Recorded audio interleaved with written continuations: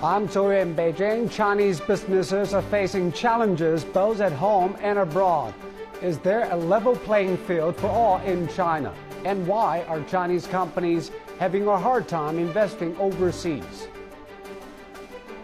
And I'm Wang Mengmang. China's Minister of Science and Technology praised the country's investment in R&D and says over half of last year's economic growth comes from science and technology.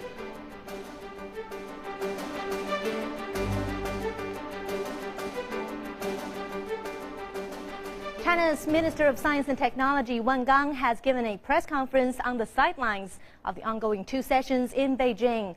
Wang Gang has highlighted the urgent need to boost innovation capacity and the steps required to push forward technological reform and innovation. And now our reporter Zhang Nini joins us with all the key messages from the press conference. Nini. Well, hello, Mangmang. China's phenomenal economic growth in the past 3 decades has made the country the world's second largest economy, and this is achieved in part with its huge, cheap migrant worker force. But this is no longer an advantage for China because the country has in recent years seen labor strikes, labor shortages, and wage increases.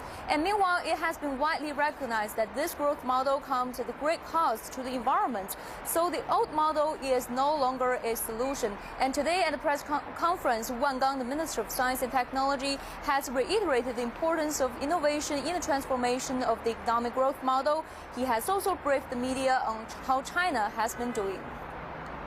A great stride in science and innovation. Wang Gang says the country has initiated vigorous policies to advance reform. The numbers paint a grand picture.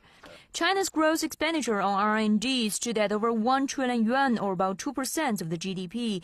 China's full-time R&D workforce now exceeds over 3 million, making it #1 in the world. In 2012, the number of invention patents increased by 26% on the previous year, and the country has seen increases in both technology contract trading volume and in output value of high-tech industries. As a result of the fast development, science and technology contributed to over half of last year's economic growth, up about 3%. In particular, we've created favorable policies for SMEs to solve the bottleneck in their development. Last year, we invested more than 4 billion yuan in their innovation funds. This has in turn generated more than 100 billion yuan in support capital from the capital markets, financial sector, and banks. We've also offered tax deduction policies for these companies. As a result, the export volume of high-tech products ranked #1 in the world. As imbalanced, uncoordinated, and unsustainable development still remains a challenge for China, Wang Gang says the need to shift the growth pattern, adjusting economic structure, improve people's well-being remains even more urgent. He says it's imperative for China to enhance its capacity of science and technology innovation by an even bigger margin. Central government investment will be focused on basic research and the projects that bring benefits to people's livelihoods, including public health, resources and environment, disaster prevention and reduction, and agricultural science. Wang Gang has also outlined the future steps for science and technology innovation, including focusing efforts on major technological bottlenecks, increase the speed to transform innovative ideas to markets, and also create an innovation-friendly environment. Mama. And Nini, let's now talk about the private sector. Private businesses are considered to have contributed greatly to the innovation in the field of science and technology. What more can you tell us about that? Well, private enterprises certainly play the key role in pushing forward China's science and technology innovation. They hold the majority of the country's invention patents. Many of their inventions have already made huge economic profits. Let's take a look at the internet industry, because I think this is a perfect example of how innovation drives the economy. China's total internet revenues last year is at 450 billion yuan. This is a 30% increase from the year earlier. And meanwhile, the internet population is about 4 times of the Japanese population. All kinds of internet services like online shopping, online advertising, and gaming has been really popular and also bringing huge revenues. The top 3 internet companies, the Tencent Holdings, the Baidu, and Alibaba, are all private enterprises, and they have and they all have billions of dollars in assets. And all of these companies have thrived on bringing innovative ideas to the market. For example, the Tencent Holding is famous for its instant message applications and online gaming, and Alibaba is focused on its online marketplace, retail, and payments. It also facilitates the flow of goods and the services between customers to business. And meanwhile, the Baidu is the country's most used search engine. It is also the most profitable online advertising platform last year. And overall, China's internet development has contributed to about 5% of China's GDP growth in the past 5 years and created 10 million jobs. So you see that this is indeed a very big contribution to the economy. All right, thank you very much, Nini, for your report from the center of Beijing. That's our reporter, Zhang Nini, who's been following China's top political sessions. It's now time to hand over to my colleague Zhou Yue and our studio guests. Well, Zhou Yue, as Nini mentioned, I think science and technology is definitely one aspect that Chinese companies should be looking at as they try to move up this value chain in global trade and business. Of course, to have an innovation-driven economy is part of what we call economic restructuring here in this country. Thank you, Mama. Well, transformation of the economic growth model is a key term on the agenda of this year's political season. The transformation in question is from being factor-driven, investment-driven, to being innovation-driven.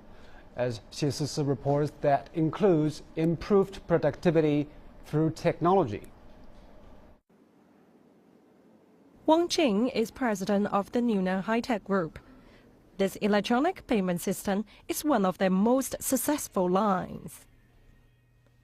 This year, she serves on China's top political advisory body. Previously, she was a deputy of the 10th and 11th National People's Congress. The report of the 18th Party Congress in November called for accelerating the shift to a new model of economic development based on innovation and domestic demand. And this means tremendous opportunities for Wang Jing's company. My company focuses on innovations of applications and business modes in industries related to the national economy and people's livelihood. On Monday, the head of China's Communist Party, Xi Jinping, called for boosting innovation-powered development at a panel discussion with advisors from the Science and Technology Group. Xi Jinping said innovation is key to economic development and vitality. Many say a country's capacity for scientific and technological innovation defines a nation's future. China will push forward an industrial upgrade by enhancing enterprises' innovative capability and steadily moved away from low-cost assembly lines to high-value-added production. And the world will witness a shift from made in China to innovated in China. Wang says the shift is the way to deal with the increasing challenges from environmental constraints. Many high-tech firms like my company are working really hard at researching on green and clean production technologies and facilitating the development of key equipment in sewage disposal. For clean water and blue skies, our country needs a green way of life and production. The new growth pattern will also increase China's value in the global supply chain. Strategic emerging industries and modern service industries will be the main drivers. Such changes in the world's second-largest economy also mean greater opportunities for the global economy. CCTV, Beijing.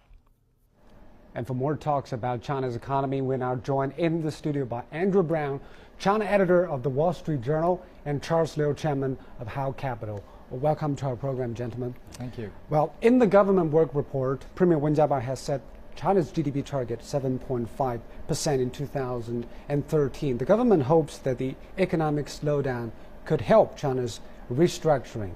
But the problem is, does a slower growth mean necessarily a quality growth?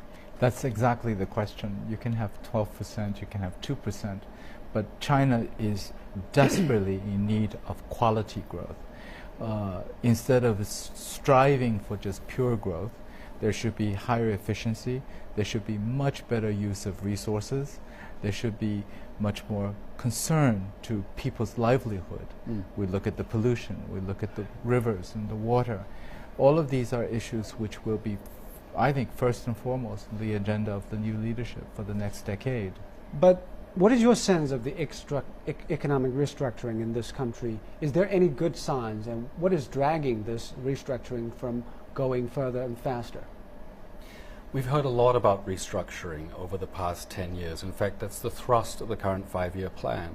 But what we have seen less of is actual action. In fact, China, the economy is more imbalanced now than it was 10 years ago. The restructuring that is promised has simply Is it because failed we've to take been place. developing too fast? Is it because the speed is too fast? It's that's certainly part of it.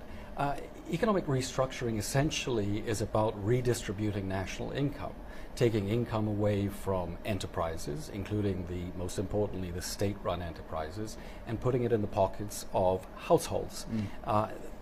That's an extremely difficult process to achieve, and essentially it implies a shift in political power.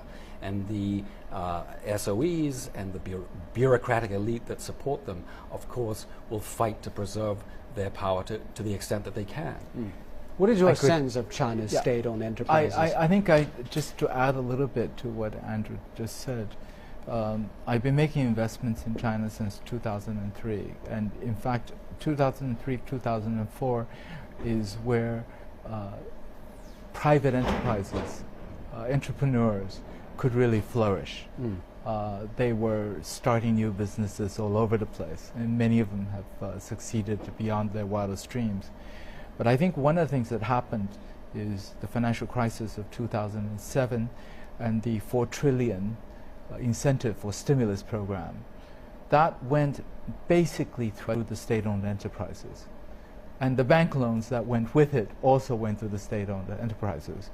So as a result, the consolidation of the monopolies and the power of the state-owned enterprises and the entrenchment of the vested interests made it more and more difficult for private sector to really develop. But that stimulus was put forward because there is a need to fight the global recession. I'm not sure if it is.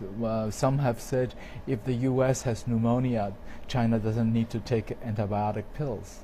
You don't believe that stimulus actually worked? I don't think the stimulus, the benefits, I don't think outweighed the negatives. We are now suffering from a lot of the results of the stimulus program. There was a lot of cash on the balance sheet of the government at the time, and there continue to be, but now we have issues of local governments not being able to repay a lot of the loans. We have empty things built that's been laughed at from all over the world. And the consolidation of the SOEs into monopoly positions, I think, is the biggest hurdle that China has to overcome for the next decade, because that really is what kills entrepreneurial spirit. That's what kills the drive of the average common man for a better life. But the state authority has denied there is, the state is advancing while the private sector is retreating, was a very famous statement. Yes. Because while the state sector is still important for revenue, it's still important for economic stability, and its revenue has been turned in as taxation. It's changed. Even the central government is now changing its tune, is adopting new policies. We started with last year in November. November was very clear, the announcement that the private sector is now allowed into the healthcare sector, which is new. And that's why, because the monopolies cannot offer the healthcare services that the people needed. So now private sector is in that. And all the new changes that's going to come, I believe the next sector will be the energy sector. The next sector will also be loosened up or demonopolized, will be financial services. We're beginning to see that. Let's also look at the global context. The forecast in 2012 was not optimistic because of global recession. So what kind of international factors will kick in that can influence China's economic growth and restructuring? I don't think the international factors last year were really of major influence, because I think what happened in China in terms of whether or not there were any reforms was really a question of the political upheavals. The demand from those advanced economies has been shrinking. It's been shrinking, but it's actually good for China to move to higher value products.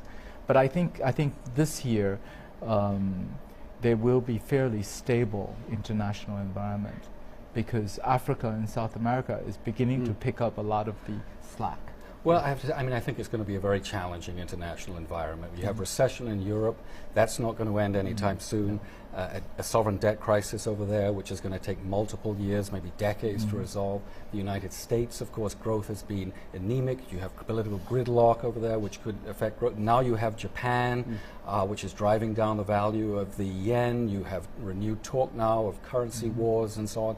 This is actually an extremely dangerous, hostile international climate in which China is having to restructure its economy. So it will be a lot of uncertainties ahead, maybe for this year too. You're now watching Voices and Votes, our special coverage of the 2 sessions of the Chinese political season. Coming up next, are state-owned enterprises, we've been talking about, willing to let their public get a share of their profits? Is the business climate favorable for private businesses who have been booming over the years?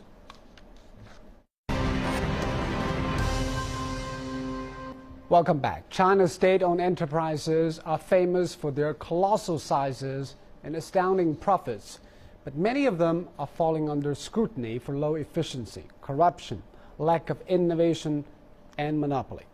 The central government has stepped up measures to address these issues. Our reporter Jing Qiao has the following. This is the workshop of a state-owned mechanical company. Now its productivity is under examination by experts from the State-Owned Assets Supervision and Administration Commission, the top decision-making body for China's state-owned companies. We found some problems, he says, and presented solutions. We also helped the company carry them out. It's one of the new measures by the SASAC to revamp these companies' age-old problems. The old stock has piled up. Over the year, the company produced a billion yuan's worth of product, but what it has stockpiled adds up to over 400 million yuan. And the measures have yielded some fruits. Here in this iron company, coal burning has been replaced by natural gas. The new furnace speeds up the melting process by up to 3 times and costs 30% less. But reforms are still needed. Zhou Hanmin, vice chairman of China Democratic National Construction Association, told CCTV's Chen Wei he made a proposal asking state companies to share more of their profits with the public. So-called state-owned enterprises, meaning they belong to the people. Benefits must be shared by the people. However, at this stage, the ratio of the submission of the profits by the state-owned enterprises is too low, almost 5 to 10%. However, the margin of the submission could be much higher, 1/3, 2/3, even to 80%. After profits, the second area that needs to be addressed in China's state-owned enterprises is equality. Jing Chao, CCTV. Well, actually, the government wants to change this. Premier Wen promised in his work report that let the market play a bigger role in the state-dominated economy, but he didn't specify how. So the World Bank has also been warning China should curb the dominance of its state sector. What is your take on this matter? Are these companies really oversized, and why shouldn't they be? I think one has to look at different sectors. In some sectors, you need to be very big. For example, in telecommunications, it's very difficult to have fragmented, even though in the US and in the UK, you do have quite a bit of competition. And aviation. Energy and aviation. Finance. That's right. Except that what I found is when the government talked about enhancing competition and so on and so forth, it's also faced with a major issue of needing to do mergers and acquisitions because of overcapacity. I invested in a company in China in the steel sector. It's a private company. And we've been told that we will have to be bought by a state-owned company, even though our efficiency is close to 35% higher than the state-owned company. What's the rationale behind this merger? They think if they become bigger, that's right, they're more efficient. More efficiency. Exactly. And because there's so much overcapacity, and if it's absorbed into smaller number of companies, it would supposedly become more efficient. This was the big plan last year in the steel sector, in the auto sector. I believe there were 6 or 7 sectors. But from practical experience, it doesn't work. It's just. I think. Look, I think state policy on SOEs is crumbling, is falling apart. They were supposed to be dominant. They were supposed to own certain sectors, key sectors of the economy, and they were supposed to be dominant in other sectors, auto and chemicals and so on. And what's happened is that they've been using their monopoly profits from those areas and coming out and colonizing other areas. That's right. With distorting effects on the entire economy. That's most dramatically shown in the real estate sector, where they've been bidding up the price of land and inflating this real estate bubble. Because there is overcapacity in other areas, and the profit. Well, the profitability of the areas that they're supposed to operate in is going down, and so they're coming into more profitable areas. I mean, frankly, if the government wanted to really do something serious about it, why don't they come out and say, okay, here is a list of areas, of economic areas, commercial areas, in which state companies simply cannot compete, and the ones that are there are removed. There's another added point, just addendum to this. This is also going to lead to major contradiction between the central and the local authorities. There will be disconnect between the top and the middle and the bottom. Because the central SOEs, the big SOEs, are so loaded with cash and now are going into second-tier, third-tier cities to do real estate projects, for example, or buying out a lot of local companies, which is really making a threat on the local economy because of their overwhelming dominance. And frankly, I'm not so sure that ordinary people are going to be prepared to put up with this. That's I mean, right. You know, you hear all these reports in the media about these enormous expense accounts. Yeah. I mean, these may be a sort of grotesque. Where should we draw the line here? What is the picture of state versus private economy? Is it 50-50? What is your estimate? What should the perfect scenario? I don't think there is a perfect scenario. Given the stage of development of China, I think it should shift as well. As China becomes more vibrant in terms of its economy and its growth, the state-owned sector should shrink. At the beginning, the state-owned sector was, I think there were a lot less bribery, a lot less corruption, a lot less inefficiencies, a lot less senior management groping for themselves, getting money for themselves. That was at the beginning phases, but now it's reached a point where it really should, the government should let the entrepreneurial spirit of the Chinese people flourish again. Do you think the tax reforms to levy more taxes on those state-owned enterprises so that we can take money into the public coffer is a good idea? This is one channel. It's just one channel. But I think it's opening the markets to allow private sector to come in, like the opening of private hospitals now all over China. I think it's a good thing. Indeed. I mean, look, China has set a goal by 2030. In technological terms, it wants to catch up. It wants to be where the advanced industrial economies of the world are. That is an enormous challenge. Who's going to shoulder that responsibility? Is it going to be the SOEs? Is it going to be the private sector? Frankly, I would put my money on the companies that you highlighted at the beginning of your show, the Tencents, the Alibabas of this world, rather than the big SOEs. But well, that competition will still stay for quite some time. Well, apart from the big state-owned enterprises, China's private companies that we've been talking are also a force to be reckoned with, maybe more. Many of those private firms have their roots in East China's Zhejiang province, in the coastal areas. According to the latest data, the total number of private enterprises in Zhejiang province amounts to over 700,000. Among the country's top 500 private enterprises, 203 are from Zhejiang. In percentages, Zhejiang represents about 7.5% of China's GDP, 1% of its soil, 4% of its population, 7.5 million Zhejiang investors have a presence overseas somewhere and across provinces. Well, Hangzhou, the capital city of Zhejiang, best embodies the richness of the private capital and vitality. For more on that, let's talk to our reporter Ying Yuan, who's now in Hangzhou. Good evening, Ying Yuan. Good evening, Zhou Yue. So because of the rising labor costs and also the export-oriented factories are now facing the need to upgrade their businesses, that's a huge challenge for many of them. How do they cope with the change?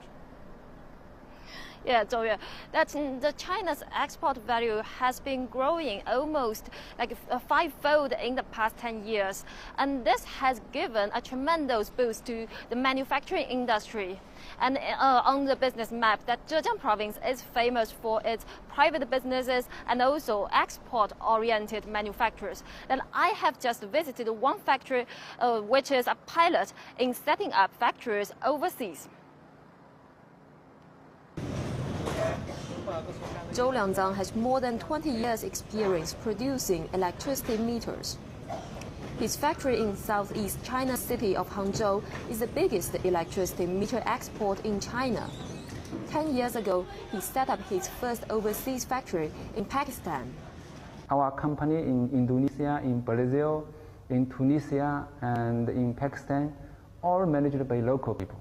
We only send our financial manager. Last year, his company's revenue was $215 million, of which more than half was from overseas factories. Zhou says he not only makes money by selling meters, but also by providing services and solutions, which is even more profitable. So we try to provide a solution for the developing country by provide revenue assurance system, which can improve the utilities revenue income. With this kind of business mode, we can keep our customer loyalty. Zhou's overseas factories can better meet customers' needs in addition to obtaining cheaper labor. But he does have some challenges. He can't buy everything locally. Over 40% of the spare parts he needs have to be shipped from China. If you ship the goods from China to Brazil or Tunisia, it will take 1 month or 2 months. And then you will take another month in local manufacture. So this kind of time and delivery time will not meet the customer's demand. So you have to make a plan is very precisely.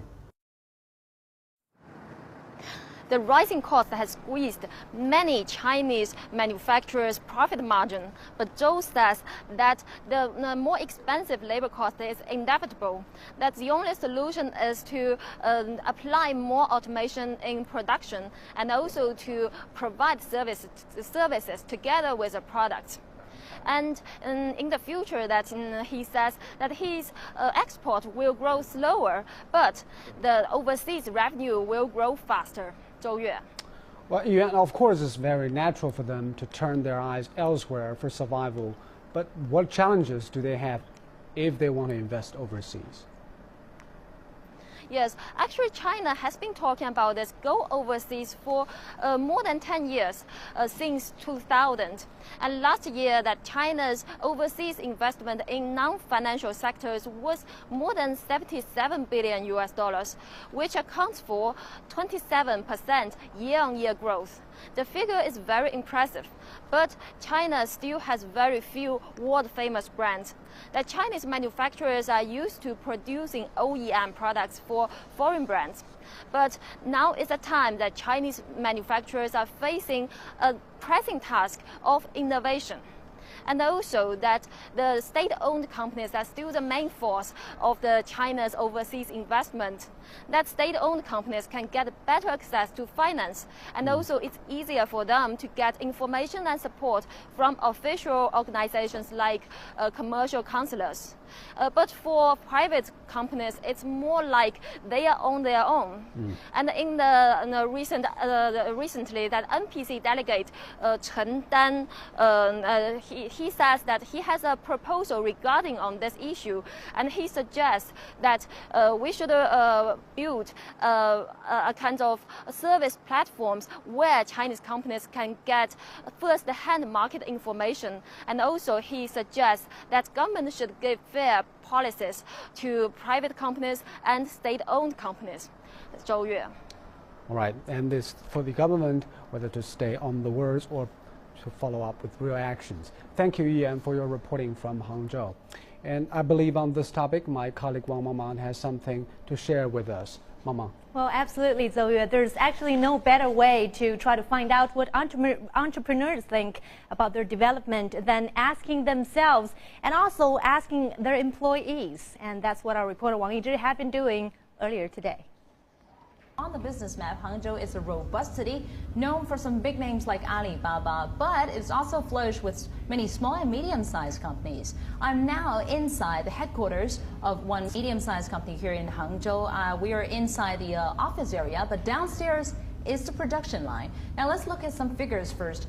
Of all the companies registered in China, 99% are small and medium-sized companies. They contributed to 60% of the country's GDP and 50% of its tax revenue, and 75% of all the jobs created are from these small and medium-sized companies. And in Beijing, the CPPPC delegates as well as the NPC delegates are hotly debating to create more preferential policies for those small and medium-sized companies. So let's talk to those who are battling against the worsening business environment here in China as well as globally. Joining me inside this headquarters is Mr.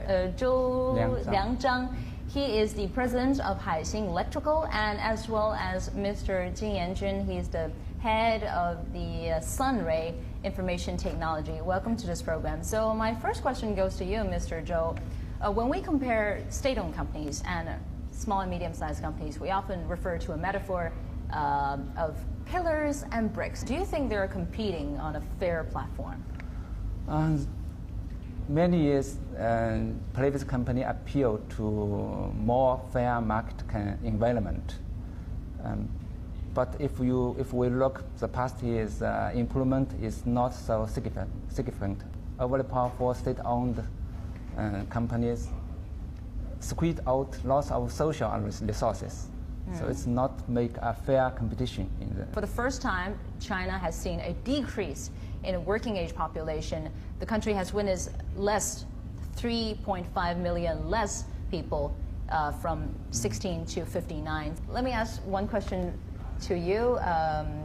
You're an employee with Sunray Information Technologies. Do you want to pay raise? Yes, of course. How much do you want? 20%, maybe 30. All right, 20%, maybe 30. Okay, let me turn to your boss. Do you accept this rate? 我很乐意为员工加工资，但是我们软件企业啊，它人力成本是主要的成本。如果现在马上增加20%到30%成本的话，我们企业是承担不了的，很有可能生存不下去，这是个事实。So your boss is saying that he's very happy to offer you a pay raise, but for an IT company, most of the production cost goes to labor costs. So it will be very challenging for him to get you a raise. Let me ask one question to one employee from Haixing. You are in the front line. You are a commercial manager. So when you're dealing with the importer in other countries, what do you see in terms of difference? Actually, we are facing more and more challenge from the new markets such as India, Indonesia, Vietnam, and Thailand. Well, the government has also issued some campaigns to compensate, to create a better environment for small and medium-sized companies. For example, taxation reform, as well as the financing reform. So let's talk about tax first. The municipal government has changed a tax reform into levying value-added tax instead of business tax. So, Mr. Jin, are you paying less tax right now? 没有，原来的营业税是5%，增值税呢是6%，然后呢，我们企业是基本上是没有什么进项的，所以反而算下来多交了1%的税。Mr. Jin says that Hangzhou is a pilot city in the tax reform program, but for his company, previously he pays 5% of business tax, but right now when he changed from business tax into value-added tax, he pays 6%. So Mr. Jin is paying more. This kind of reform, tax reform, makes the tax burden is more fair for all the economic section. For example, we as a manufacturer, so if we receive a service invoice with a value-add tax included, it can reduce our tax burden. So you think in a long term, it's a healthy development process? Yeah. All right, apart from tax reduction, let's talk about financing. Wenzhou, another city here in Zhejiang, has launched a program called registering private lending companies. It's sort of a legalizing private lending. Do you think it has been a success so far, Mr. Zhou? Yeah, we always talking about difficulty for small company and medium company to get loan from bank. This because all the bank in China with the same or similar financing mode. Under this mode, state-owned company can get loan easily, much easily compared with a small and medium company. So we understand it's not easy for make a financial mode innovation and to avoid risk. But anyhow, government can open another door for small size and medium-sized company, like the Wenzhou test. So we really expect the Wenzhou test can be successful because it can open a door, at least open a window for the small and medium companies. Yeah, at least open a window. Yeah. Mr. Jin, were you facing any challenges when you're financing? 其实我刚创业的时候啊，我在银行没借过任何钱，所以有时候民间的资本对创业者来说还是非常需要的，而他们做出的决断是种长期积累观察的结果，还是非常理性的。Mr. Jin said that when he was starting his own business, he relied mostly all on private lending, where his fellow villagers view him as an outstanding student, therefore has trust in him. So he thinks that private lending is more of a healthy trust-building mechanism. All right, as one of the entrepreneurs just mentioned, lacking financing is one of the biggest challenges for China's private sector. State-owned banks still lend more to state-owned enterprises. Now, to better serve the demand of the private sector, the opening of the banking industry to more private capital is a pressing issue at this year's sessions. And our reporter Guan Xin talked to some CPPCC members on how to help finance private businesses. How to inject vigor into China's private economy? Financing may be the key. Chinese banks usually favor big state-owned enterprises, while financial support has long been inadequate for China's smaller private firms. But Minsheng Bank is known for its tendency to finance small and medium-sized enterprises. Its chairman Dong Wenbiao says that's because they are also from the private sector. We are different from those state-owned banks. We position ourselves as a private enterprise and a small enterprise-oriented bank. Our strategy is to help private enterprises grow bigger and stronger, and more importantly, to build brands. And for small and micro firms, our goal is to relieve them from the oldest credit system to enjoy financial services. As a CPPCC member, this year his proposal is to open the banking sector to more private capital. According to his proposal, 95% of the 373 leading commercial banks in China are controlled by central government, local governments, large SOEs, and local government financial vehicles. And in terms of assets, large state-owned banks and government-controlled banks also account for 95% of the total assets. China's banking sector is still majority controlled by the government. The state-owned banks have funded China's fast urbanization to date, but there is the urgency to let private capital to soak up some of the financing burden, especially to meet the growing demand of China's private economy. The issue has been echoed among many CPPCC members. According to another banker, Ma Weihua, 95% of Shenzhen's new technology companies list a shortage in financing as the biggest hurdle for their growth. But the assistant chairman of China's banking regulator responded that the central government has introduced measures to encourage private banking. The problem is implementation. We have formulated many policies to encourage the opening of the banking sector to private capital since last year. I think we should firmly carry out these policies and deepen our reforms. Analysts say a strong private banking sector could provide much-needed capital to finance the country's future economic growth, especially the private economy.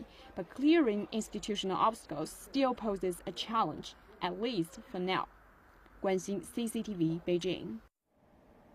Well, getting support is one thing, but getting the money is quite another. So, Zhou Yue, actually, private businesses, private companies are a driving force in improving regional economy, and many have emerged globally with greater flexibility and creativity. Yeah, a pilot project like what in Wenzhou is just testing the waters for more comprehensive reform.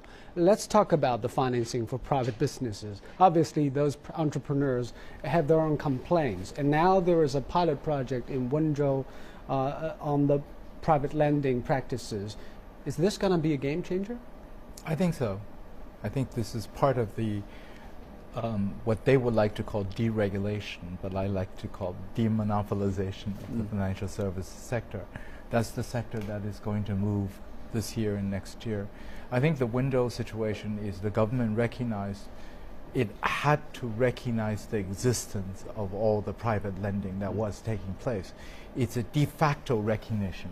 It wasn't setting new rules to allow something to happen, but granting what legality. Already exists. Exactly. But exactly. What keeps the government from pushing it even harder? What is their concern? I think the concern is the degree of sophistication of those who run the financial institutions. That's one part. That's always the argument of the major banks in saying that it shouldn't be loosened up. But there is some truth to that. I worked in the finance sector in China now for over 20 years, and I realized that at the local levels, especially in second, third tier cities, it's very hard to come by bankers who are really sophisticated. So I think the management of it is an issue. So is it necessary that those private banks will manage their businesses wiser than the state-owned competitors? I think by and large that is true. I think another question though for the banking system is what can the government do to encourage state-owned banks to lend more to the private sector? Yeah, I mean, that's right another now aspect. It's so easy for them to make money out of lending, risk-free more or less to state-owned enterprises. Isn't that one Is of it because the of the credit problem of those private businesses? They don't have a... I don't think so. I think it's the structure of the banks. You see the bankers... If that project makes money, why the state-owned banks don't want to lend money to those? If it makes money, but what if it fails? What if there's a problem? Because bankers feel so there's still a credit problem. It's actually more an issue of their promotion and their careers. Because if you lend to a major state-owned company, even if it fails, even if some problems come, there's always the Ministry of Finance to write a check. Exactly. So ultimately the bank would not lose. But if it's a private company, you have to worry. So it's natural for state-owned banks don't lend money because it's risky. I Exactly. don't know what you are all about. I don't know whether you failed. What can I get from this? Exactly. I thought one of the interesting things in the clip that you just showed of this entrepreneur is that he had avoided the banking sector altogether. He got no loans at all. It all came from his friends and family. That's what happened in The Zhejiang province. Exactly. Exactly. It's actually an underground trust system. That's right. And in Shenzhen as well. I think the similar experiment is already being implemented in Shenzhen, but there are two other cities which are earmarked to have the same experiment. I don't think the government can hold back anymore, because if this continues, you know that what will happen to the private sector. It's just really being squeezed. Apart from financing, there are a lot of other things, challenges. Rising costs, labor shortages, appreciation of the yuan, and also being elbowed away sometimes by SOEs. How bad it is for the private enterprises, why they can still be so vibrant in this country? You know, I'm an investor, so I invest exclusively in private companies. I can tell you the entrepreneurial spirit of the Chinese in fighting is just unrivaled anywhere. It doesn't matter if they're in Wenzhou or in Zhejiang or in Southeast Asia or in Africa. I've seen it, and they strive and they work really hard and they struggle. And there's a lot of discouragement there. I mean, we've been writing stories about education. It's rather depressing to hear that graduate students in China would rather now work for a state-owned enterprise or indeed work for the government because it's risk-free, it's an easy life, than work for a startup. But also there are some people blaming those private enterprises for they're short-sighted. They don't look at things strategically. They're only for quick money. And so they're not good at making innovations. The ones that you talked about, Alibaba, look at it. Ma Yuan is actually talking about doing small-scale loans. He's going to set up a bank. They're very strategic, and how they played Yahoo, I think was brilliant. Oh, the internet sector is a classic. Every major internet sector There's just in the one world has been Alibaba. dropped out of the market. There's also, I think, a number of other. Tencent is also very interesting. WeChat, you know, the instant messaging. Yes. WeChat, people say, is the equal to Twitter and probably better. Better, exactly.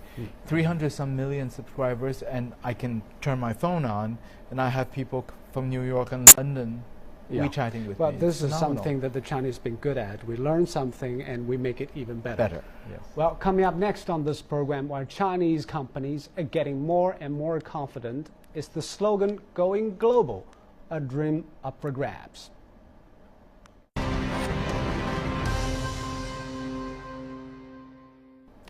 Welcome back. Just a few weeks ago, China's biggest offshore oil industry player, the China National Offshore Oil Corporation, known as CNOOC, completed its acquisition of Canadian energy giant Nexen.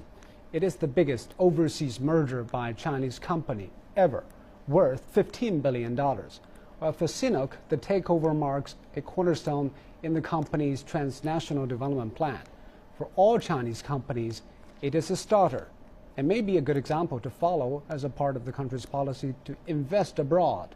CCTV News has run a number of online surveys. The latest question asks netizens what obstacles Chinese enterprises, either state-owned or private, face overseas. And Mama, what do they have to say on this? Well, so we've been gathering opinions and comments from people on what they think about this question, and we've chosen some comments and which speak for most of the people. One microblogger emphasized that the most important thing for exploring the overseas market is to understand the local conditions and to abide by it. And he said in developed countries, the rule of law is strong and the political environment is complicated. Meanwhile, developing countries are thirsty for Chinese companies, but risky because of political instability. And we now turn to another microblogger. His name is Chamomile, is a quality control engineer. She thinks that Chinese companies should break their low-cost competition mode and learn more about international business policies and their business environment. As a professional, she said that companies should learn to benefit from a quality control system. And also another netizen, his name is Wei Dengyu, said the Chinese company going abroad are finding that they are a link in the international industry chain. The world is becoming flat, which is good for small participants. So the government should make it more convenient for Chinese companies going abroad and encourage more small-sized companies to enter into international cooperation. And so, yeah, that's all from me. Well, the Chinese companies have more money, and now they have ambitions to go somewhere else in the world. And to talk about this, joining us are our correspondent, Nina Maria Potts in Washington and Richard Bestich in London. Well, trade frictions were the big topic between China, Europe, and America last year. And yet, despite all these frictions, the strong economic ties still brought the three sides together. Well, Nina, let me start with you. What was behind the trade frictions between China and the U.S. in 2012? Are they technical or strategic, temporary, or for the long haul? Well, I think there's been a basic lack of trust on both sides. The political landscape in the United States was complicated last year by the fact that it was an election year. There's been a great deal of economic anxiety. Still, politicians and Congress insist this has not been about protectionism. They say, in fact, it's about legitimate national security concerns over the activities of Chinese companies here. The business community complains that China doesn't play by the global trade rules. They complain of intellectual property infringement issues. And Chinese companies say, on the other hand, that the U.S. is being protectionist, that there's a general lack of transparency and they're coming under too much pressure. But as our report shows coming up, the experts say it is time to move on. Last year was not a good year for US-China investment relations. Economic anxiety, election year politics and national security concerns saw tensions rise. I think the fundamental issue remains trust, which is to say mistrust. Still, Chinese companies invested a record $6.5 billion in the US last year, but that's small compared to Chinese investment in Europe. Chinese companies accuse the US of locking them out and protectionism. Analysts admit Chinese companies have faced a changing political landscape in the United States. There's been a growing amount of scrutiny and concern about Chinese state-owned industries and the potential security threats that they could pose in high-tech sectors. There's been allegations of involvement in cybersecurity breaches. And then there was the flare-up surrounding the failed acquisition of wind farms in the Northwest. Those have pushed away investment, and I think that tension is what has defined the environment of late. You've got a real conflict between economic motives and then some of the political and security concerns on the other side. China and the US continue to accuse each other of unfair export subsidies. Washington also complains China sidesteps global trade rules. But some Chinese businesses insist the real issue is a lack of transparency among US regulators, launching constitutional challenges in court. But experts here say the rules won't change. I think it's difficult to see a legislative momentum for its change, and I think it's highly unlikely that courts intervene in the process. If 2012 was a difficult year for US-China investment relations, there are hopes 2013 will be better. I think there's an understanding in Washington that we overreacted in turning down some of the initial Chinese investments, and that we need to be more receptive to them. So while recent problems have stoked U.S. skepticism over the value of Chinese investment here, China remains the world's second largest economy, and free trade advocates here in Washington keep saying that the U.S. would be foolish to miss out on that opportunity. Well, Nina, the trade battles between China and the U.S. and also some investment disputes in 2012 should have upset many Chinese companies. Your expert is saying maybe America has overreacted. Can you tell us more about those companies, Chinese companies? Well, the Chinese companies, I'm thinking especially Huawei and Sanyi and the Rawls case, the wind farm case, those Chinese companies say that they have come under too much pressure, and certainly they are coming under a great deal of scrutiny. In the Rawls case, the wind farm case, that actually went to court. Most of the complaints were thrown out, except for a constitutional challenge, and that argument the judge is looking at quite carefully. That argument involves this question of whether or not it was unconstitutional to confiscate property without due hearing.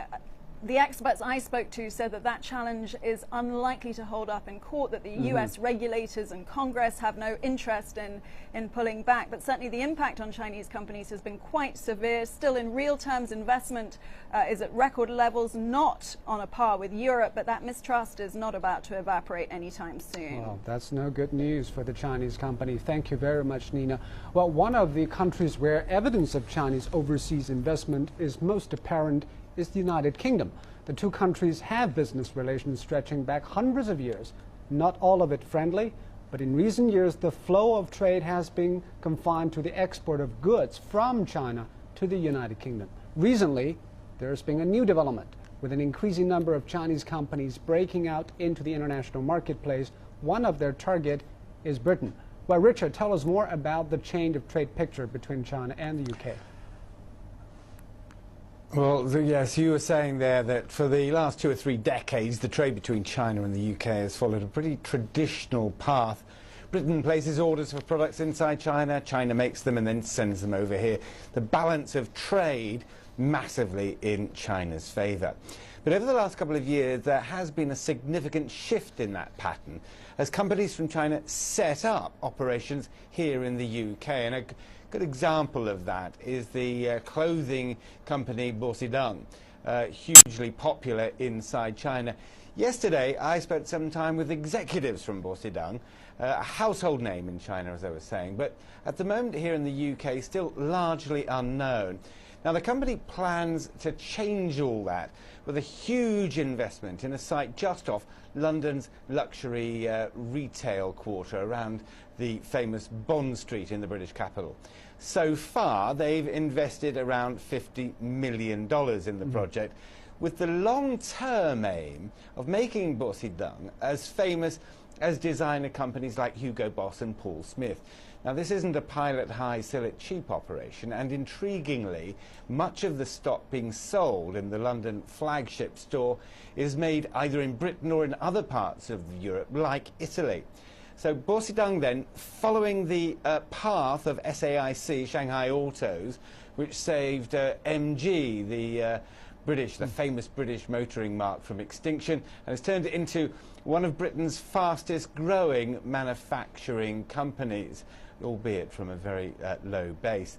And then, of course, there's Huawei, the mobile phone company, again, little known in the UK here, but with giant long-term aspirations and a new headquarters in Britain. They plan to be among the top 3 mobile phone suppliers within a couple of years here in Europe and the UK. Now, that is a fantastic ambition. Their new phone, claiming to be the fastest 4G handset on the market. So the Chinese are coming, and the UK Prime Minister has said on repeated occasions that they're very welcome, both for the input of cash into the economy and the jobs that come with that. Well, it's very hard to imagine Huawei become the top 3 supplier. But very briefly, Richard, is this change of trade also repeated elsewhere in Europe? Yeah, it is. And largely as a result of the financial crisis, the dynamic between Europe and China has changed. One very good example is that of Greece. Like other European countries, Greece has been in urgent need of cash and an injection of new resources, while at the same time the Chinese companies have started to look around Europe for opportunities. Now, in other words, is a good time to buy. So the Chinese ocean shipping company COSCO agreed with the Greek government a 35-year lease on the country's Piraeus port, a huge investment, and again an indication of long-term overseas investment by Chinese Thank companies. you, Richard, very much for your reporting from London. Well, obviously the Chinese reaching out to the rest of the world, but there is headwinds from everywhere. So we have seen those deals in recent years, especially in raw materials and energies, but sparked some opposition from the destination countries. Do you think those kind of opposition or concern are justifiable? Partially. I think, again, I like to make a distinction between what the major SOEs do and the private sector. But some of them are SOEs, some of them are private business. Exactly, but the private business, well, the U.S. government defines Huawei as a SOE, unfortunately, even though and SANY is also a private business. Exactly, but in the U.S. they have very funny definitions. But in terms of elsewhere, what I have seen is the private sector has actually done quite well. One of your colleagues at BBC last year did a report on Chinese in Africa. 1 million private companies set up in Africa by the Chinese in the last decade. That includes, for example, the largest chicken farm in Zimbabwe, or the largest manufacturers of pots and pans in Mozambique. So you're saying that the Chinese businesses are more welcome in Africa than in the advanced economies? They seem to be, because they created over 15 million in employment. I'm really not so sure about that. I mean, it is rather ironic that we're talking about obstacles to China in the natural resources sector in North America. 2 weeks after, as you just mentioned on this program, we saw the Nexen deal, which is the largest ever. There are a lot of failed examples after that. Very few examples of failed investment by Chinese Chinese companies in the United States. Like The Sinopec. vast majority of them Sinopec, go the through. big one. Sinopec is a classic example. So, I mean, everybody talks about the Unocal deal. Yeah. Very few people Unocal. talk about the deals that occurred since then, which have been very successful. When Sinopec got a lot smarter about investing in the United States, rather than going for these gigantic one-off deals, making smaller, less threatening deals, which frankly was the way that I think CIC the was often typical felt. example is Sanyi. Sanyi wanted to build a wind farm, taking from a Greek company which already has the permit, where the American president said there's national security concerns there. It doesn't make any sense. Well, if one was to talk about it, then perhaps a better question would be, why is it that there are so many obstacles in China to investment by American energy companies? Well, in that's this another market? And question, certainly but that has an that's impact also on worth Chinese investment debating. offshore. In terms of Chinese opening to Western companies, I'm not sure that the restrictions are really that huge, because I work with a number of major U.S. Energy companies, and if you look at the exploration and the development Because of they want to compare. If a Chinese business wants to invest in America, or American business wants to invest in China, which one faced more opposition, or it was more troublesome? You to know, do? I don't think there's a sense of comparing, because the Unocal deal was very clear that it was the Chinese were out to buy the Southeast Asian assets of Unocal. They were simply not interested in what was in the U.S. So, you know, even for something like that, it was rejected. I think it's very sad. But Nexon is, again, U.S. has to approve it, but it's a Canadian asset.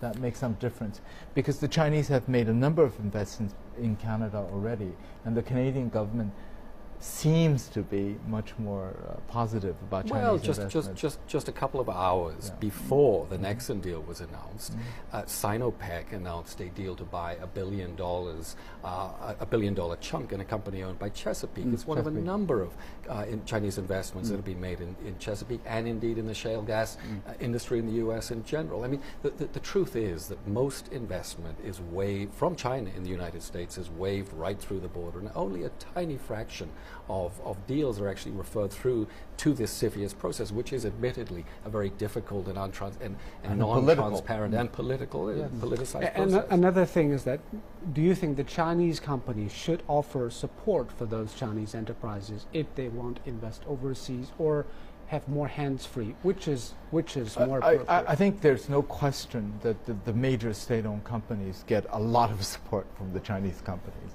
When they send a delegation, they have the full support of the state. Exactly. What about those private businesses? The private sector really should get a lot more support, because when I know about delegations of major SOEs who go out to these countries, the ambassadors will come out and they would arrange all kinds of meetings, and they meet. Is it a good thing for those private businesses to have the government support or not? Maybe it will make it even less likely. It depends on the country. In the U.S., it probably makes it more difficult. In Europe, it seems to be quite all right. I think that this is half the problem, is that so much of the investment that has taken place comes from SOEs, and people look at SOEs and say, whose interest do they represent? Is this a commercial investment, or is it a political consideration? Exactly. All right, every Chinese company going global has its own stories. Yu Minghong, a very famous teacher, his New Oriental Group is no exception. This Chinese education giant is listed on the New York Stock Exchange. Things went well for a while, and then he hit a wall. His company was accused of misstating the value of the shares by U.S. short seller who profited from the ups and downs of the company's shares. Eventually, his group was found innocent, and the experience earned him the respect of the political advisors there. Yu has been selected to be a political advisor here in this country due to his success of the company, and CCTV's senior reporter Tian Wei spoke with Yu Minghong about the reality of Chinese companies going global. Your stock plunged from $20 per share to about $9.5 per share. But you have to care, because you have investors to report to. Yeah, I know. I don't care, about the temporary, drop down of the prices. It's all right, because I'm pretty sure the prices will go up if you really have good management, if you really are doing really good operations.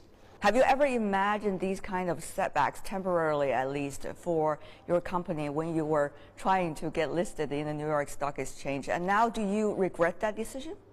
Not really, because since you have get IPO, you have become a public market. You have to live up to that public market. But some say it is not fair because Chinese companies, when they go global, when they try a little bit overseas, they always encounter much more problems than the other ones. I don't think like the American market or even Europe market, any other market, they have any bias toward the Chinese companies. They don't have that. They just do it according to their rules and regulations.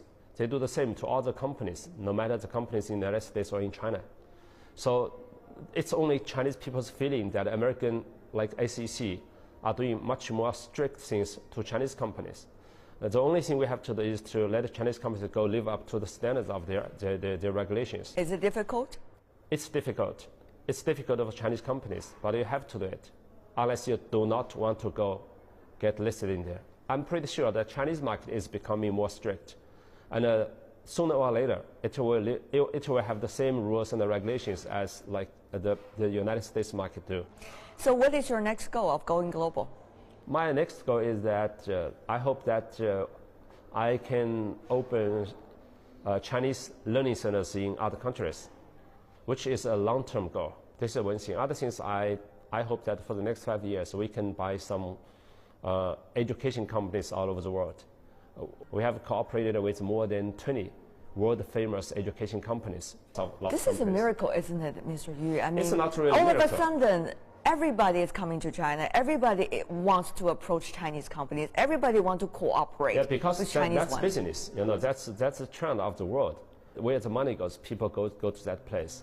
What kind of attitude do you think Chinese companies should have when talking about cooperation possibilities with others, when working with others? First of all, don't think that the world has bias towards China. We have to do something right, according to the world standard, not according to Chinese people's standard. The second is that try to understand the laws and the regulations and the rules in that country of doing business. Don't go against their rules. Like some of the Chinese companies, they are doing pretty well. For example, if they refuse, like in the United States, to do business, they do not just go try to bribe the government officials. They just use the law firms to sue American government or to sue the companies in the United States. That's a good way. Another thing is that try to use people who understand the world. That is, try to employ those high-level people who really understand businesses in that country. Like for New Oriental, my CFO graduated from Stanford and the MBA from Harvard, and then the law school from Berkeley. Do you feel threatened? Not really, because I'm good at managing people. That's not a big problem for me. I don't believe it is a unique case for Yumin Hong and his school, or for all the private businesses when they are trying to invest or making business overseas. What is your take, Charles? I think in terms of his case is actually quite special, because there is an industry spawned in the last 3 years of short sellers in America to attack Chinese listed companies. It started with Muddy Waters and then Citrus and a number of other companies. And it is in their interest to sell short Chinese companies. Is a conspiracy behind this? It's not a conspiracy, it's just a way of making money. It's very simple. And Chinese companies are easy targets because most Chinese companies don't have really good investor relations people. They don't have good public relations people. And I know a number of these short sellers. In fact, the biggest one is Jim Chanos, and we debate all the time on this. And it is in their interest to try to bash down the company's value. That's how they make money. You short a lot. So what would you suggest those Chinese companies to do? They don't have enough exposure to the overseas market or their legal environment. I think listing in New York is actually not a good idea. because if you're really not familiar with the environment and you don't know how to operate in that capital market, listing there was trendy because it means supposedly getting a quick exit of a lot of money. I don't think it's a good idea to list in New York for many Chinese companies. I think Hong Kong is much better, and hopefully the Chinese domestic market get better. In fact, none of my portfolio companies we've listed in New York. It's just too complicated, too expensive. One company, it was over $2.5 million US, just accounting and legal fees a year. Surely, though, it's a mistake to characterize all of this as simply short selling by companies wanting to make money. Of course, they want to make money. I mean, the truth of the matter is that there were an awful lot of frauds among the listed companies in New York. You say, what can they do about it? I would suggest greater transparency may be a good place to start. You're blaming that these companies are not transparent. Well, unfortunately, the good companies, and there are many good companies, got hurt by the activities of the bad ones. But I mean, let's not deny that there were a lot of extremely bad, dishonest, fraudulent companies that were listed in New York. But on that note, I have to say that since I'm involved in precisely this sector, I have some very interesting experiences over the last decade in this. Most of these Chinese companies are not qualified to list. So what happens? If they're not qualified, why do they have the incentive to do that? Investment bankers from Connecticut or from New York, small ones, come and talk to them about blank check companies or funny ways of listing, just like backdoor listing in Hong Kong, in New York, through the NASDAQ, through various other channels. And they were enticed by the brokers or the bankers to do this. I was approached myself for a number of my companies, but since we decided we could live... But what's the appeal there for those Chinese companies? The appeal is that you can get a lot of cash very quickly. The whole concept of blank check company, Andy, I don't know if you've heard of it, is a company that pools some capital and then goes to buy a company. And so they don't. Yeah, exactly. And so it's that was very popular in 2004 to 2007, and a number of Chinese companies went that route because you don't have to be transparent. You have the brokers in New York and Connecticut covering your back for you and did all the paperwork. Most of them don't speak any English. So I think it was a combination of really not so good entrepreneurs in China and very tricky bankers in New York who combined into Let's talk about the Chinese government's investment, because the Chinese government has also been making investment overseas. CIC. But there is a problem because sometimes they make wrong decisions and the investment just went bad. So the Chinese government issued rules holding those SOE executives accountable for their investments. So what do you think of this? Will it stop from making mistakes? Well, people have to learn. I think it's always a learning process. I think by and large, Chinese investors overseas are good investors. They're long-term investors. They take a strategic view. I think the ones that succeed are the ones that take a smarter approach to investment. CIC, the Sovereign Wealth Fund, is actually a great example. When it first started investing in the United States, it elicited all sorts of negative reaction. People were worried the Chinese government is coming. What they did actually is they got involved in a process sponsored by the IMF, and they came up with a sort of a code of best practice, a code of conduct, if you like, for investing. And they became much more transparent, and they have been extremely successful and professional, and have had far less pushback in the countries to which they go. You talked about investment in the United Kingdom. CIC just invested in Thames massively, Water. Large investment. And also, there's another side note just on CIC. When Greece was having its really serious problems a year and a half ago, the Chinese company went to, the CIC went to Greece and Portugal and actually bought the power companies of Portugal, major share. Okay, we have to go to America. We will talk about the CIC story later on. For more talks about the Chinese companies investing overseas when I joined by Sheldon Ray, a portfolio management director and international wealth specialist at Morgan Stanley. Welcome to our program, Mr. Ray. Thank you. Over the past 2 years, Chinese companies have invested $11 billion in the United States, but that's just about half of the figure in the EU. Obviously, this is far from what the Chinese really want. What do you make of the huge gap? I think it's probably twofold. One is after the Unocal incident with CNOOC a few years ago, it soured the attitude of Chinese investors toward the U.S. But maybe more importantly, in the last 2 years, the investors in China perceive, and rightly so, I believe, better bargains are to be had in Europe versus the U.S. Let us also look at some of the cases. The U.S. blocked Chinese telecom giants Huawei and ZTE, as you said, and recently that blocked Sany, a heavy machinery, from investing in the U.S. Don't forget, these companies are just not state-owned. They are private businesses here in China. America cited security concerns in both cases. Some Chinese believe they are just convenient excuses. What is really behind is a combination of Cold War mentality and maybe protectionism. America has overreacted. What do you think? Again, these are my personal opinions and not those of Morgan Stanley Wealth Management, where I work. Yes, I understand. I think it's probably more security fears than protectionism.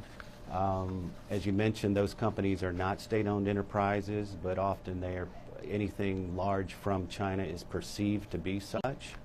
So that would lead to protectionist fears, but probably more security, especially with the proliferation of cyber security attacks these last couple of years. Of course, it will be a political hot potato, but do you think Obama administration will probably relax restrictions on Chinese investments because that makes economic sense? It will bring jobs to America. It does make economic sense. You're absolutely right. I think at this particular time, it's very difficult to assess where the administration is going with new cabinet members. There's a big focus, as we all know, on the Middle East right now. So I think until the dust settles, it's unclear which direction they will go.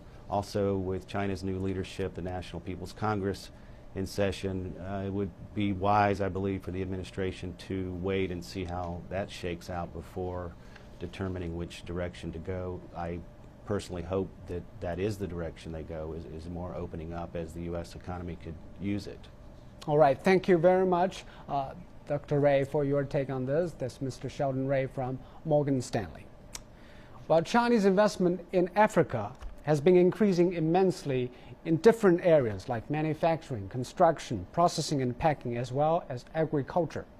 These massive investments have helped spur the local economies and also employment, like Ethiopia, classified amongst the fast-growing economies on the continent. Let's take a look. It has not been hard to spot red spherical lanterns with yellow tassels around Addis Ababa in the last 2 weeks. These decorations have been put up in areas where Chinese businesses are located to mark the nation's new year. The abundance of such lanterns in Ethiopia's capital is perhaps a testament to the increasing Chinese presence in Ethiopia, especially in the business sector. There are 415 Chinese companies that have taken out licenses between August 27, 1998 and October 16, 2012, according to the data from the Ethiopian Investment Agency. However, the figure includes companies which have packed up and left. The stock of foreign direct investment from China to Ethiopia was $58.5 million in 2010. Out of the 430 Chinese companies operating in Ethiopia, 69% are owned privately. Chinese are now involved in quite a good number in various investment ventures, which has given the opportunity for Ethiopian companies to be involved and to work with them to, get exchange of knowledge and so on and so forth. Currently, South Africa, Nigeria and Zambia are the highest receivers of Chinese foreign direct investment in Africa, which totaled $12 billion in 2011. A survey was conducted by the World Bank in May 2012 at the request of the Ethiopian government, keen on competing for the inflow of FDI from China. The Chinese company's involvement in the Ethiopian economy is largely on the manufacturing sector and construction, but small businesses are also coming to light, giving opportunity for both the Ethiopians and the Chinese investors to benefit from. Because Ethiopia here know this cake shops, so my shop is February 20th open, and Ethiopia people and Chinese people, too much people come here, see this cake very nice, too much like this cake. China's investment in Ethiopia has increased with time, and the involvement of the Chinese companies indeed helped the Ethiopian economy to boost from one sluggish economy to one of the fastest growing in Africa and the world.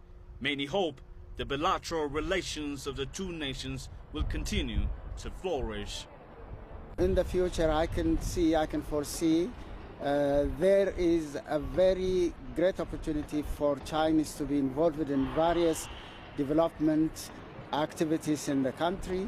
So the relation, of course, will be beneficial, as I have said, to the two countries and eventually to the public, to the people of the two countries. Although Ethiopia is keen on attracting more Chinese investment, red tape remains an impediment to some extent, posing a threat to the rapid flow of foreign direct investment to the country. Well, China and Africa. China is Africa's largest trading partner, and Africa is China's fourth largest destination. But there are a lot of critics saying, well, China is actually a new colonial power, is a predator nation. What do you make of those accusations? I would love to quote, I shouldn't name him, but he's a very senior official in Ghana. He's an old friend of mine who said, you know, we sell our products to the Chinese. We sell our natural resources. And we sell our reserves to the Chinese. How can you compare that with the British, who basically took it and also forced us to believe in their political system and their gods too? So but that's why they call it new colonialism. That's right. But I think, you know, it's not the state-owned companies that I'm really focused on, but on the private side. I think they've really done quite an amazing thing in Africa. This little cake shop, for example, or the biggest chicken factory in Zimbabwe, or pots and pans. I mean, things that Africa needs, which are really too far to transport from China. You have people from Zhejiang province, especially from Wenzhou, setting up manufacturing facilities, employing local people, and actually becoming very profitable. But with the increasing presence of China in Africa, there are more conflicts between the Chinese and African, Chinese employer and African workers, and also between the peoples. Yes. So this is something that we cannot avoid. I think this will take time. The Chinese have moved abroad for generations and for centuries, moving down to Indonesia, to Thailand, to Malaysia.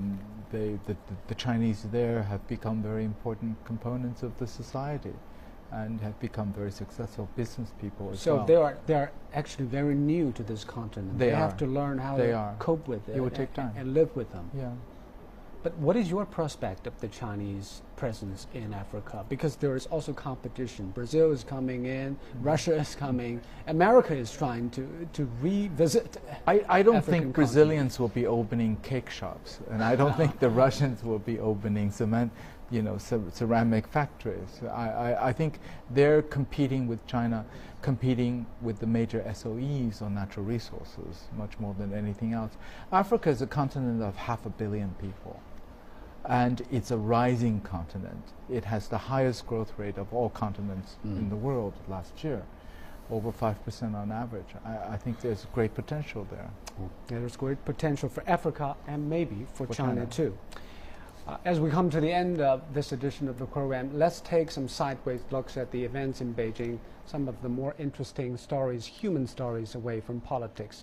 And for that, let's turn over to my colleague Wang Mama. Well, Zoya, you don't want to miss this. Actually, fresh topics are coming out every day, especially in Tiananmen Square. That's a perfect destination for tourists, journalists, and even delegates to China's top political sessions to find out something for fun. Well, look at these security dogs. What do you see? They have these boots this time. And really, these security dogs have been voted into the spotlight today for their new appearance. And police say that the boots are actually to ensure that their paws don't scratch the paintwork on cars and to protect their feet from glass fragments during security checks. And also, these boots are skid-proof and tailored for comfort to allow the dogs to carry out their security check works. And also in the spotlight, the public is really paying attention now, is a new kind of vehicle that police use to patrol. And that's really getting a lot of attention. So no wonder it's become part of the police job to stop for tourist photos. Well, Zoya, all I can think of is those boots. I think they're definitely on my wish list. You should get some boots for your dog. Yeah, definitely. To get for mine. Thank you very much, Mama, for your reporting. Well, thank you very much, Andrew and Charles. Thank you. And that will come to the end of this program. But China is still struggling with how to reform its state sector without hurting the private sector. But Chinese businesses are trying hard to invest around the world, but in some cases hitting walls from here and there.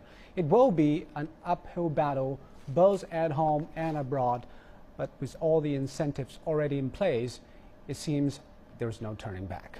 And we'd like to remind you, we want to hear your views and opinions. We can also watch our film, China Dream, on Sina Weibo at CCTV News. I'm Joe in Beijing. Thanks for watching. Goodbye.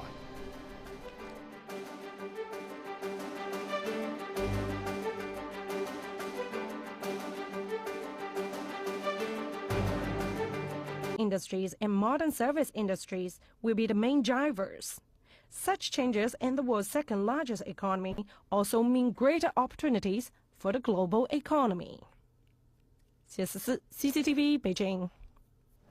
And for more talks about China's economy, we're now joined in the studio by Andrew Brown, China editor of the Wall Street Journal, and Charles Liu, chairman of How Capital. Well, welcome to our program, gentlemen. Thank you. Well, in the government work report, Premier Wen Jiabao has set China's GDP target 7.5% in 2013. The government hopes that the economic slowdown could help China's restructuring. But the problem is, does a slower growth mean necessarily a quality growth? That's exactly the question. You can have 12%, you can have 2%, but China is desperately in need of quality growth. Instead of striving for just pure growth, there should be higher efficiency, there should be much better use of resources, there should be much more concern to people's livelihood. We look at the pollution, we look at the rivers and the water. All of these are issues which will be, I think, first and foremost on the agenda of the new leadership for the next decade.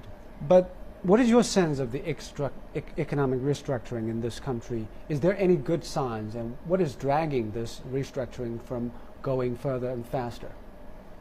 We've heard a lot about restructuring over the past 10 years. In fact, that's the thrust of the current 5-year plan.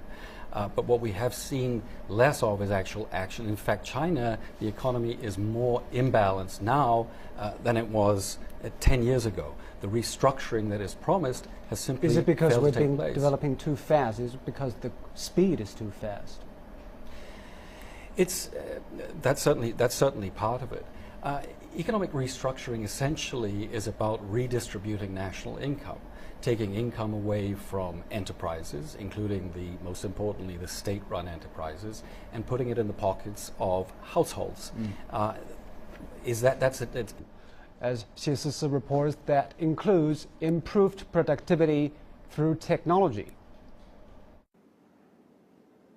Wang Qing is president of the Newnan High-Tech Group. This electronic payment system is one of their most successful lines. This year, she serves on China's top political advisory body. Previously, she was a deputy of the 10th and 11th National People's Congress. The report of the 18th Party Congress in November called for accelerating the shift to a new model of economic development based on innovation and domestic demand. And this means tremendous opportunities for Wang Jing's company. My company focuses on innovations of applications and business modes in industries related to the national economy and people's livelihood. On Monday, the head of China's Communist Party, Xi Jinping, called for boosting innovation-powered development at a panel discussion with advisors from the Science and Technology Group. Xi Jinping said innovation is key to economic development and vitality. Many say a country's capacity for scientific and technological innovation defines a nation's future. China will push forward an industrial upgrade by enhancing enterprises' innovative capability and steadily moved away from low-cost assembly lines to high-value-added production. And the world will witness a shift from made in China to innovated in China. Wang says the shift is the way to deal with the increasing challenges from environmental constraints. Many high-tech firms like my company are working really hard at researching on green and clean production technologies and facilitating the development of key equipment in sewage disposal. For clean water and blue skies, our country needs a green way of life and production. The new growth pattern will also increase China's value in the global supply chain. Strategic emerging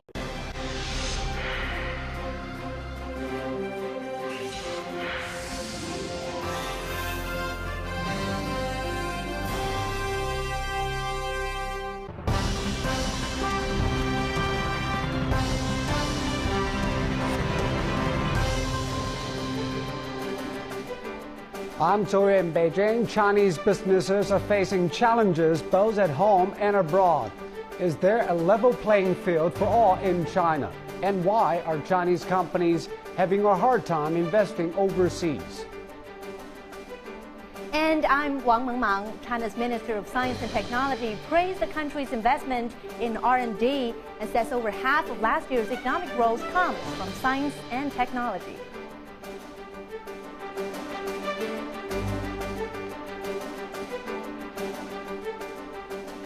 China's Minister of Science and Technology, Wang Gang, has given a press conference on the sidelines of the ongoing 2 sessions in Beijing.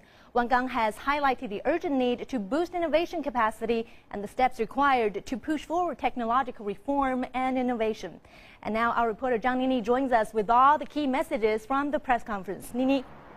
Well, hello, Mangmang. China's phenomenal economic growth in the past 3 decades has made the country the world's second largest economy, and this is achieved in part with its huge, cheap migrant worker force. But this is no longer an advantage for China because the country has in recent years seen labor strikes, labor shortages, and wage increases. And meanwhile, it has been widely recognized that this growth model comes at a great cost to the environment. So the old model is no longer a solution. And today at the press conference, Wang Gang, the Minister of Science and Technology, has reiterated the importance of innovation in the transformation of the economic growth model. He has also briefed the media on how China has been doing. A great stride in science and innovation. Wang Gang says the country has initiated vigorous policies to advance reform. The numbers paint a grand picture. China's gross expenditure on R&D stood at over 1 trillion yuan, or about 2% of the GDP. China's full-time R&D workforce now exceeds over 3 million, making it #1 in the world. In 2012, the number of invention patents increased by 26% on the previous year, and the country has seen increases in both technology contract trading volume and in output value of high-tech industries. As a result of the fast development, science and technology contributed to over half of last year's economic growth, up about 3%. In particular, we've created favorable policies for SMEs to solve the bottleneck in their development. Last year, we invested more than 4 billion yuan in their innovation funds. This has in turn generated more than 100 billion yuan in support capital from the capital markets, financial sector, and banks. We've also offered tax deduction policies for these companies. As a result, the export volume of high-tech products ranked #1 in the world. As imbalanced, uncoordinated, and unsustainable development still remains a challenge for China, Wang Gang says the need to shift the growth pattern, adjusting economic structure, improve people's well-being remains even more urgent. He says it's imperative for China to enhance its capacity of science and technology innovation by an even bigger margin. Central government investment will be focused on basic research and the projects that bring benefits to people's livelihoods, including public health, resources and environment, disaster prevention and reduction, and agricultural science. Wang Gang has also outlined the future steps for science and technology innovation, including focusing efforts on major technological bottlenecks, increase the speed to transform innovative ideas to markets, and also create an innovation-friendly environment. Mama. And Nini, let's now talk about the private sector. Private businesses are considered to have contributed greatly to the innovation in the field of science and technology. What more can you tell us about that? Well, private enterprises certainly play the key role in pushing forward China's science and technology innovation. They hold the majority of the country's invention patents. Many of their inventions have already made huge economic profits. Let's take a look at the internet industry, because I think this is a perfect example of how innovation drives the economy. China's total internet revenues last year is at 450 billion yuan. This is a 30% increase from the year earlier. And meanwhile, the internet population is about 4 times of the Japanese population. All kinds of internet services like online shopping, online advertising and gaming has been really popular and also bringing huge revenues. The top 3 internet companies, the Tencent Holdings, the Baidu and Alibaba, are all private enterprises, and they all have billions of dollars in assets. And all of these companies have thrived on bringing innovative ideas to the market. For example, the Tencent Holding is famous for its instant message applications and online gaming, and Alibaba is focused on its online marketplace, retail and payments. It also facilitates the flow of goods and the services between customers to business. And meanwhile, the Baidu is the country's most used search engine. It is also the most profitable online advertising platform last year. And overall, China's internet development has contributed to about 5% of China's GDP growth in the past 5 years and created 10 million jobs. So you see that this is indeed a very big contribution to the economy. All right, thank you very much, Nini, for your report from the center of Beijing. That's our reporter, Zhang Nini, who's been following China's top political sessions. It's now time to hand over to my colleague Zhou Yue and our studio guests. Well, Zhou Yue, as Nini mentioned, I think science and technology is definitely one aspect that Chinese companies should be looking at as they try to move up this value chain in global trade and business. Of course, to have an innovation-driven economy is part of what we call economic restructuring here in this country. Thank you, Mama. Well, transformation of the economic growth model is a key term on the agenda of this year's political season. The transformation in question is from being factor-driven, investment-driven, to being innovation-driven.